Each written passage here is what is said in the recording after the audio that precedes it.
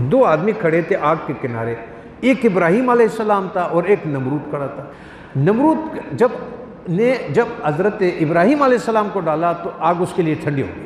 तो ज़रा मेहरबानी करके ज़रा उसको डाल दो, नमरूद को डाल दो, तो आग उसके साथ क्या करेगा? क्या उसको बचाएगा?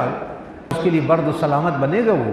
क्यों कि उसके अंदर की कैफियत मुख्तलिफ है और उसके अंदर की कैफियत मुख्तलिफ है। जब तक हमारे अंदर हम मौजूद है, आग है, जब तक हम नमरूद बने हुए हैं, इस दुनिया में जितने हम छलांग मारेंगे हमें जला देगा।